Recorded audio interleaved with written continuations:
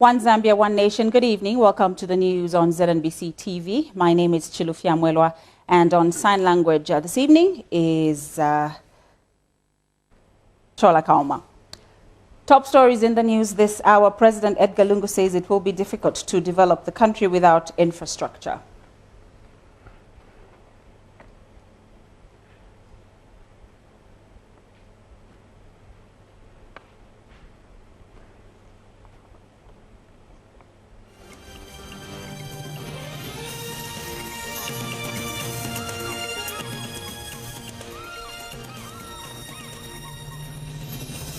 Three unidentified males have been killed by mobs in riots that broke out in the early hours of today in Lusaka.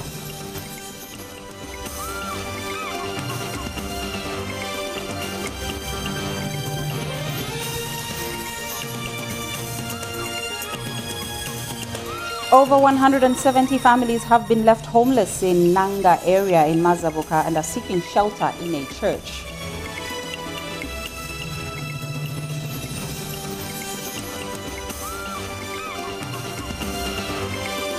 And we join Joy Siatui with the sports headlines. Joy? Good evening, Chilufia. In sports news tonight, Exodus Boxing Academy Director Anthony Mwamba says his boxers are almost ready for the March 28, 2020 International Boxing Tournament. For now, back to you, Chilufia. Now, stories making headlines in our news this evening. President Edgar Lungu says it will be difficult to develop the country without infrastructure. President Lungu says this is why his government is putting in place modern infrastructure in rural areas. He says the construction of the Kala Marine Barrack in Kawambo district is a sign that his administration wants to develop all the corners of the country. Hector Simfukwe has details in this report. Not long ago, this place was a bush. But this is no longer the case as it hosts the Kala Marine Barrack in Kawambwa district. Republican President Edgar Lungu was in Kawambwa where he commissioned the Kala Marine Barrack. The barrack has over 900 housing units, a hospital, primary and secondary schools, sports facilities among others. Speaking when he commissioned the project, President Lungu said his administration is taking development to all the corners of the country. Continue working with the Patriotic Front government because we are here to address challenges affecting you. Don't be swayed by lies being peddled by those emotive to divert the government's attention and lead my attention from national development. Without doubt, Zambia has been transformed under the PF government, and popular province are going to be left out the national development agenda. Davis Chama is the Minister of Defense. 2021, Your Excellency, the people of Kawambwa and the people of Wapula will give you once more 100% vote. And Your Excellency, and President Lungu has thanked Chief Munkanta of the Chishinga people of Kawambwa district for offering land where the Kara Marine Barracks has been built. President Lungu says chiefs should be supporting government whenever a request for land is made for developmental purposes. President Lungu said this when he met some chiefs from Luapula province before commissioning Kala Barrack in Kawambwa. The head of state further said government asks for land from chiefs for the benefit of the people. President Lungu said his government wants to take development to all parts of the country, especially rural areas like Kawambwa. Not long ago, this place was a bush. But this is no longer the case as it hosts the Kala Marine Barrack in Kawambwa district. Republican President Edgar Lungu was in Kawambwa where he commissioned the Kala Marine Barrack. The barrack has over 900 housing units, a hospital, primary and secondary schools, sports facilities among others. And speaking on behalf of Chief Munkanta, Ministry of Chiefs District Officer Michael Sichinga said the people of Kawambwa and Luapula are grateful for the many developments being undertaken in Luapula province. Chief Munkanta said the construction of the barrack in Kawambwa will foster development in the area. Now, in other news, 3 unidentified males have been killed by mobs in Lusaka's Kanyama and Chawama in riots that broke out in the early hours of today on suspicion of involvement in gassing households. Police spokesperson Esther Katongo, who confirmed the development at a media briefing, says operations are still ongoing and officers are on the ground monitoring the situation. Mrs. Katongo says police, however, managed to quell the disturbance in Lusaka's Chaisa area and are also on the ground monitoring the situation. People should be calm and allow the police to do their work without undue disturbance.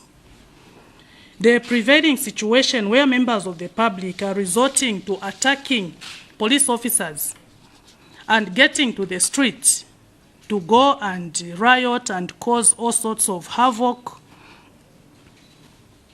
is going to defeat the whole purpose of investigating the incidences of malicious administering of chemical substance on innocent citizens by these criminals. This country is the country of laws, and we believe that there are procedures which are supposed to be followed whenever a suspected person has been apprehended.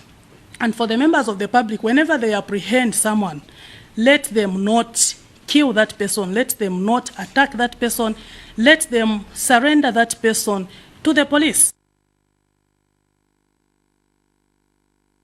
Meanwhile, police have apprehended a 14-year-old juvenile of Luangwa compound in Lusaka for allegedly gassing pupils at Northmead Primary School. The suspect is said to have sprayed a substance in a room for grade 7 pupils, thereby affecting the pupils who were learning.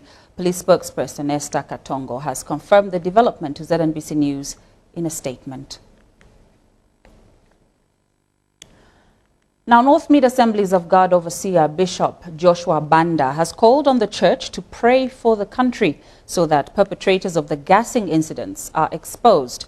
Bishop Banda, who is also Pentecostal Assemblies of Africa Southern African Region President, reminded Zambians to seek refuge in God and not to fear the current occurrences. Bishop Banda told ZNBC News that some people, or such people carrying out the gassing, are enemies of society. And Bible Gospel Church in Africa, Bigoka Overseer Peter Ndlovu, has urged those disrupting the peace of the nation by instilling fear in the people to refrain from such acts.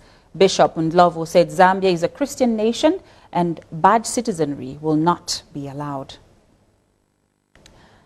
Now, counting of ballots in the Chilubi Parliamentary by-election is underway. The polling stations closed at exactly 18 hours. We are now joined by ZNBC's Brian Mwale on the situation in Chilubi this evening.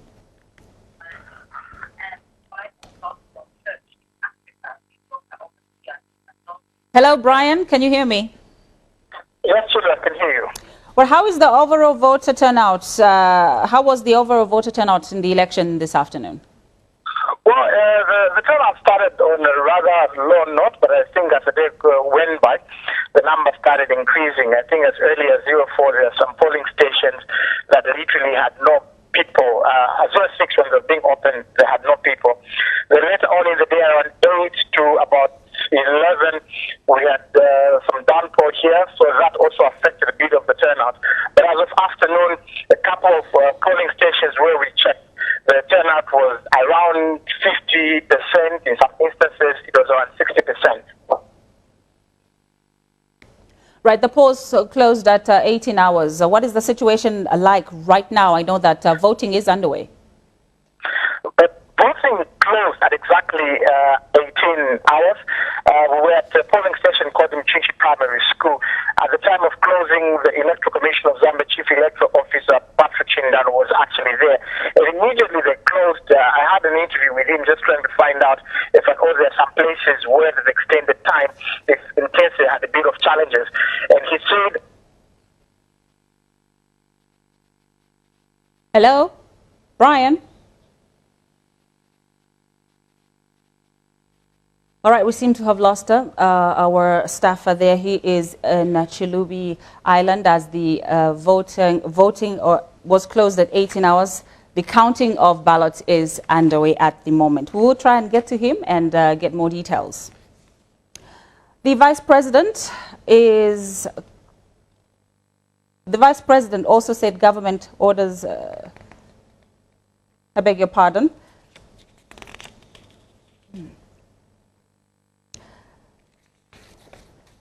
Zambia and Turkey have signed a Memorandum of Understanding, MOU, in the field of women empowerment, trade and investment promotional activities. The other MOUs will enable Zambia and Turkey cooperate in agriculture, energy, mining, health, tourism and education. And speaking after the signing ceremony, Foreign Affairs Minister Joseph Malanji said he is confident the alliance between Zambia and Turkey will foster benefits for the people of the two countries. Mr. Malanji explained that the relationship between the two countries is evidenced by the official visit to Zambia by Turkish President Recep Erdogan and President Edgar Lungu to Turkey. And Turkish Minister of Family, Labor and Social Services, Zara Zamrud said the Turkish business persons from her country are already investing in Zambia's economy.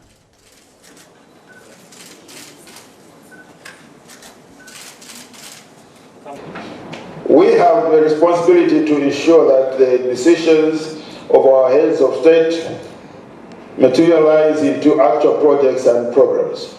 I'm therefore happy to note that progress that has been registered so far, such as signing of statutory instruments to grant diplomatic immunities and privileges to TICA in Zambia, and the commencement of Turkish airline flights on the Istanbul-Lusaka route, which has facilitated enhanced cooperation between our two countries by increasing trade, investment and tourism. However, whilst notable progress has been achieved, a lot remains to be done, as most of the signed agreement and decisions are yet to be operationalized. Products from Zambia are also being sold at this African house in Ankara. And we are aware that Zambia gives priority to a diversified and sustainable economy for growth and socio-economic transformation, which is outlined in your 7th National Development Plan. In this regard, we should concentrate on agriculture, manufacture, energy, construction, and tourism, where we have potential for bilateral cooperation. And I also want to emphasize that small and medium enterprises are drivers of growth and development in our countries. So we are also ready to transfer our knowledge and expertise from Turkey to Zambia in this field as well. The Vice President also said government considers Turkey as a strategic partner in development, and the visit to Zambia by Turkish President Recep Erdogan and fruitful discussions with President Edgar Lungu saw the signing of 12 agreements in various areas. She said Zambia appreciates the start of direct flights by Turkish Airlines between Zambia and Turkey that started in December 2018, which is contributing towards boosting businesses and contributing to the growth of the private sector in Zambia. And Mrs. Saluk said the visit to Zambia will also be an opportunity to launch talks to facilitate for an economic partnership agreement that enhances cooperations between the two countries. As you are aware, Minister, this country is rich in minerals, and the exploitation of these minerals are waiting for investors from Turkey, hopefully, and to set up factories that will process the minerals into some finished products. The legal issues, I think we are looking at this as government, the double taxation issues, and many other legal matters that relate to the MOUs that have been agreed upon, and we look forward to their signing as soon as it is possible. So taking into account the economic potential of Turkey and Zambia, this figure should only be considered as a starting point, and we can together increase this trade volume to a further stage. We see Zambia as an important strategic partner for Turkey in the African continent, and we are ready to look for means to increase the amounts of goods and services traded between our countries. So I believe that we can raise this figure to reflect the real potential and the real friendship between our countries. Information and Broadcasting Services Minister Dora Silia has challenged media houses to shame people promoting tribalism. Ms. Silia says tribalism and fake news should be shamed because they have potential to unsettle the country. Ruth Chainda gives us more in this report. This is Jack, the hot stepper. Radios are still the most readily available medium that can disseminate information to reach the widest and the most diverse audiences in the shortest time. It is for this reason that government continues to create a conducive environment to see an increase of radio stations from the 140 already existing. Information and Broadcasting Services Minister Dora Silia officiated at this year's World Radio Day celebrations, where she emphasized the need for radio stations to be a standard of good journalism. Tribalism must be shamed wherever it occurs and by whoever says it. Polarization of the radios have resulted in a situation where if it's that one who says it, only these radios will condemn it. If it is that one who says it, then these radios only will condemn it. It must be shamed by everyone. UNESCO representative says radio is an important tool that can be used to promote socio-cultural transformation in the country.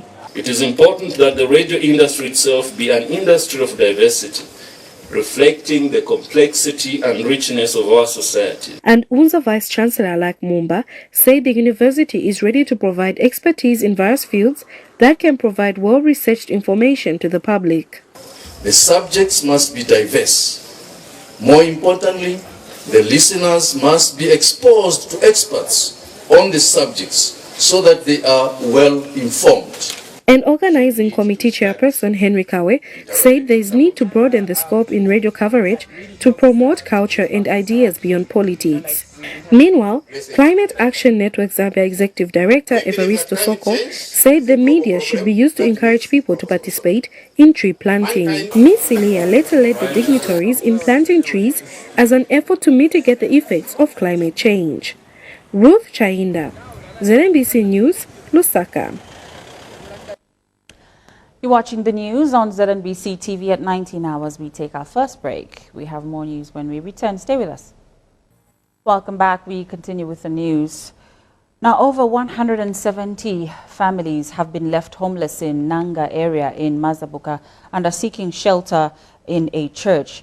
This was after heavy rains which caused flash floods, destroyed the houses. Details are in this report.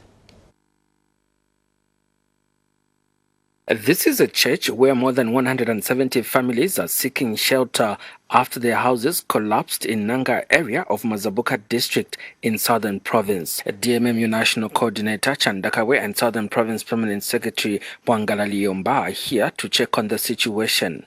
Mazabuka District Commissioner Jen Chirwa now gives an update. After the receding of the water, we realized that we had more than 145 households affected. And our counting has given us about 179 households affected. Government has since come to the aid of the families. We felt it was important to communicate with my peers here, National Coordinator, so that the government can come to your aid. Mazabuka Council has since been tasked to find alternative land for the affected families. When the local leadership in Mazabuka, the DC, the council, when they identify alternative land, His Excellency the President of the Republic of Zambia, Dr. Edgar Chagwalungu, our Honorable Vice President, Madam Mtukwa Inongewina, are committed to come and help you reconstruct your homes. The government has since distributed milimew and other foodstuffs to the affected families.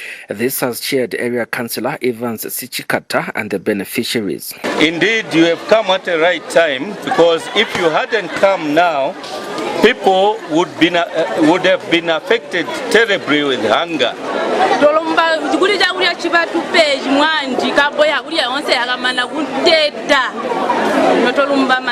What remains now is for the local authority to find alternative land for these people to start their lives all again. Katushi Walia, ZNBC News in Mazabuka District, Southern Province. Now, Speaker of the National Assembly, Patrick Matibini, has directed Health Minister Chitalu Chilufya to issue a ministerial statement on Wednesday on what measures the government is putting in place to protect its citizens in China from the coronavirus. Dr. Matibini says the statement should outline all measures and response that government has put in place. The Speaker said this in response to Monze Central Member of Parliament, Jack Mwimbu, who raised a point of order on whether government was in order not to inform Parliament and the nation on measures it is taking to protect its citizens in China. Mr. Mwimbu said government needs to inform the nation on the measures being taken to protect the students in China because the majority of them are resident in Wuhan province, which is most hit by the virus. I direct the Minister of Health to render a ministerial statement on this subject, outlining the measures and response that this government is taking on the matter. And this statement shall be rendered on Wednesday next week. On our segment tonight, education segment, the Zambia Association of Public Universities and Colleges calls for organized research. Join us with the details right after this short message from our sponsors. Right now, details in our education news tonight. The Zambia Association of Public Universities and Colleges has called for organized research to support policy development in the country.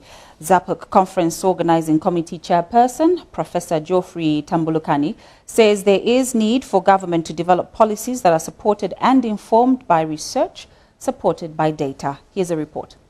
The Zambia Association of Public Universities and Colleges, ZAPUC, has called for increased and more organized research to support policy development in the country.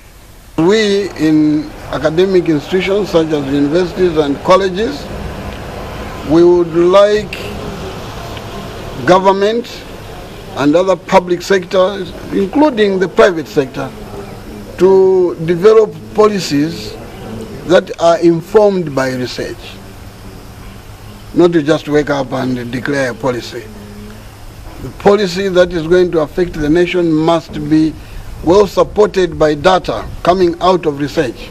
ZAPUC Editorial Committee Chairperson, Professor Douglas Kunda, says there is need to improve the rankings of universities and colleges through research. This will eventually help our member institutions in improved research and even better publications.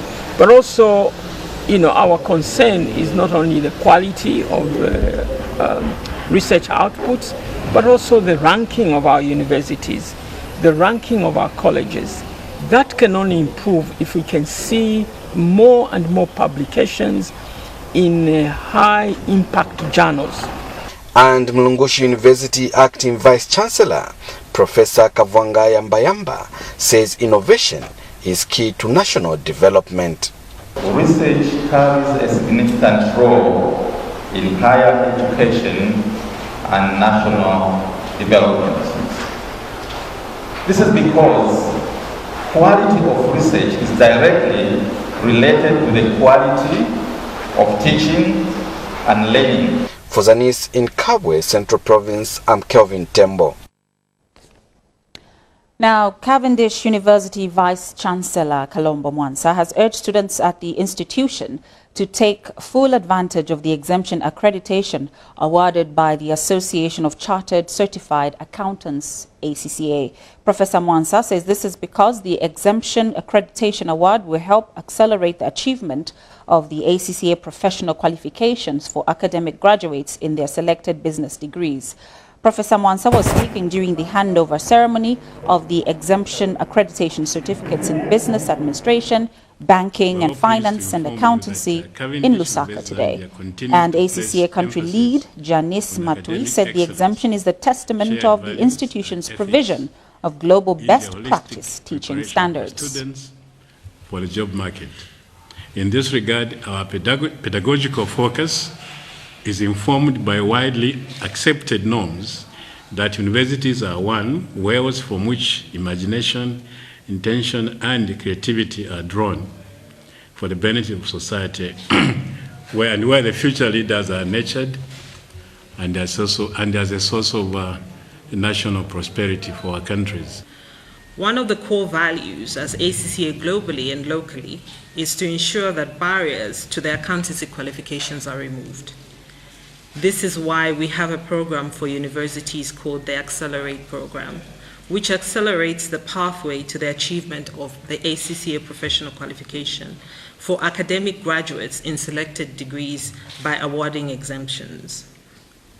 We award exemptions to the fundamental levels, which are applied knowledge and applied skills papers.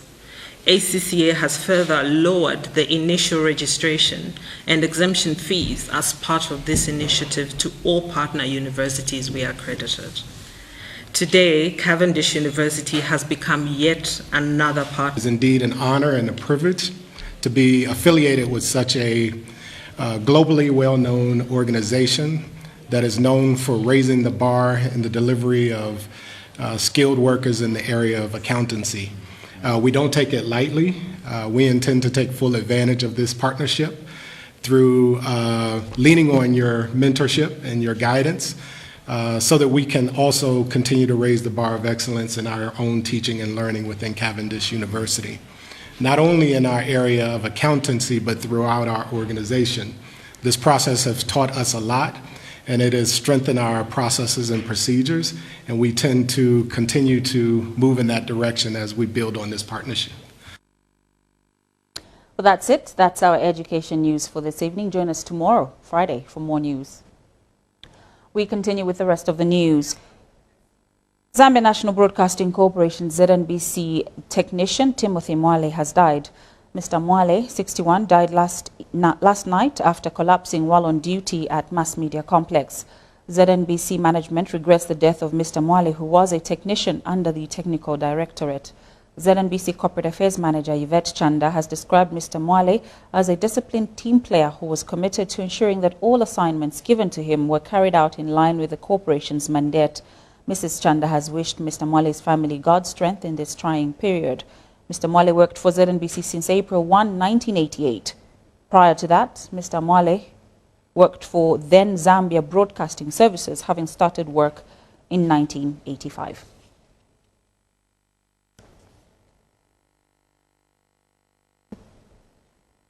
We take another break. We have more news when we return. Stay with us. Welcome back. We have the rest of the news.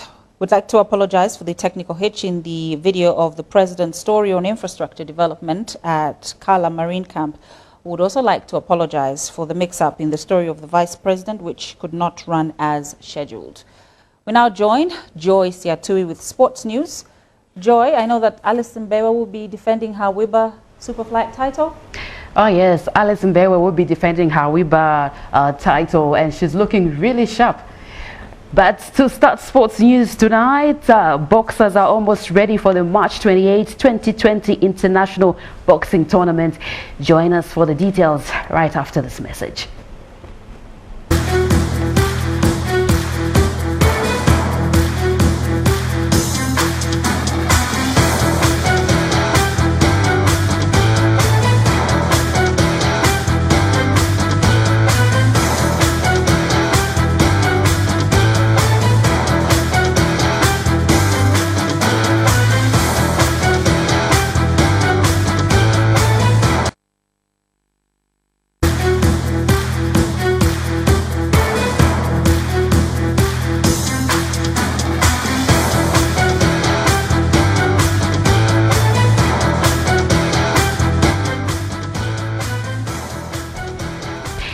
here's your sports news in detail. We begin with the sport of boxing. Exodus Boxing Academy Director Anthony Mwamba says his boxers are almost ready for the March 28, 2020 International Boxing Tournament.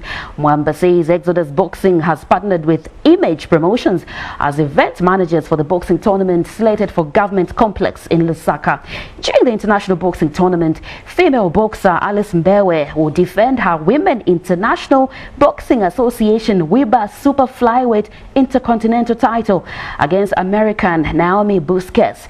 Meanwhile, Simon Ngoma will be fighting for the World Boxing Federation WBF Lightweight Intercontinental title against Sadiq Mamba from Zimbabwe. Several other boxers will be involved in non-title international fights. Let's take a look at this. They have been undergoing intensive training since last year for the International Boxing Tournament set for March 28 here in Lusaka. These are boxers under the Exodus Boxing Academy.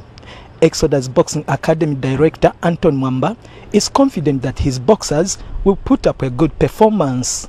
Training has gone very well. All the boxers are fit. I can tell you that they are almost 85%.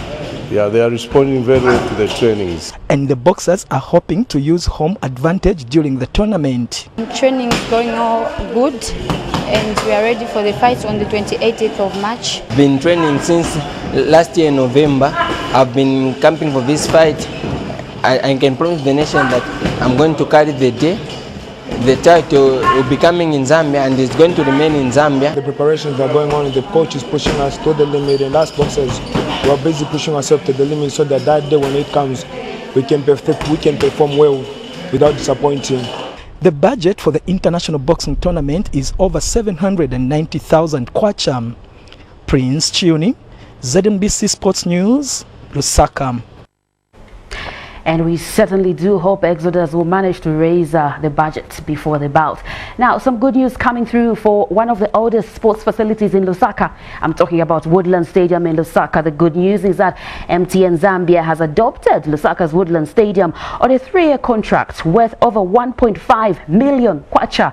MTN Zambia Chief Executive Officer Bart Hofka says MTN is committed to enhancing the development of football in the country by upgrading sports infrastructure as well as sponsoring the men's and women's national football teams at all levels. Speaking during the signing ceremony in Lusaka today, Hofka said the adoption of Woodland Stadium, which will now be called MTN Stadium, is a worthy investment because football is Zambia's #1 sport. Meanwhile, Foley Limited Chief Executive Officer Diego Casili said MTN Stadium will become the home of major soccer tournaments, both local and international. And Football Association of Zambia First President Andrew Kamanga said the deal between MTN Zambia and Foley Limited has opened another door for football development in the country.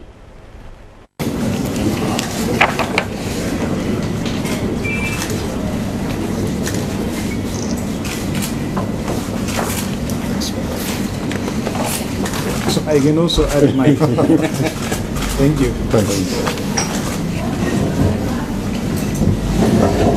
Thank you so much. And I think it's just a confirmation that business can still bring us together and unify us through football. We are very excited with this event today where we are seeing this stadium being renamed the MTN Woodland Stadium. And it goes to underscore the importance of infrastructure when it comes to football development. But as you can see, if you look outside the window, you'll see a very green and well-kept football field. That is a contribution that currently is not funded by anything other than ourselves. And we are looking for more sponsorship. And I think the more sponsorship we can get into the stadium, the more will go towards the team. We are extremely proud to realize that our financial sponsorship of First Super League, MTN First Super League, has contributed to the growth of the league, and recently we witnessed the increase in the number of participating teams from 16 to 20. We take this as a positive indication of the development in terms of quality and competitiveness of the league.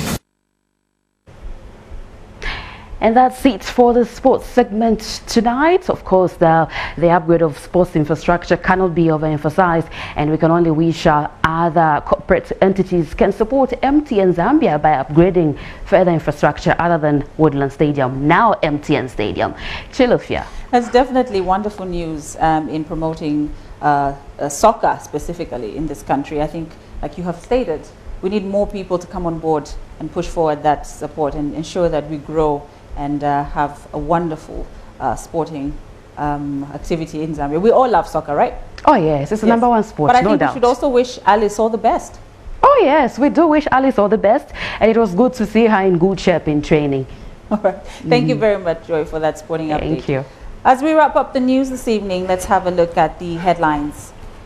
President Edgar Lungu says it will be difficult to develop the country without infrastructure.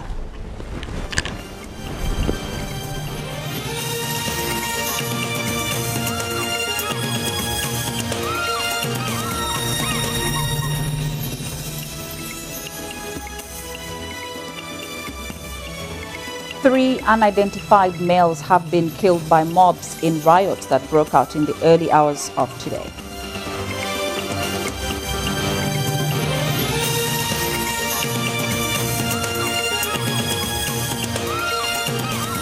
Over 170 families have been left homeless in Nanga area in Mazabuka and are seeking shelter in a church.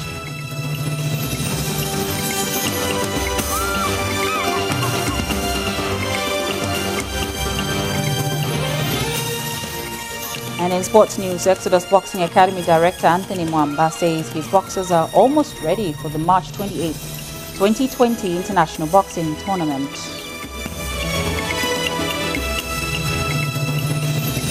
Well, that's it. That's the news at 19 hours. On behalf of the entire production team and my sign language interpreter, Chola Kaoma, my name is Chilufya Mwelwa. Remember, we are and will always be one Zambia and one nation. Bye-bye.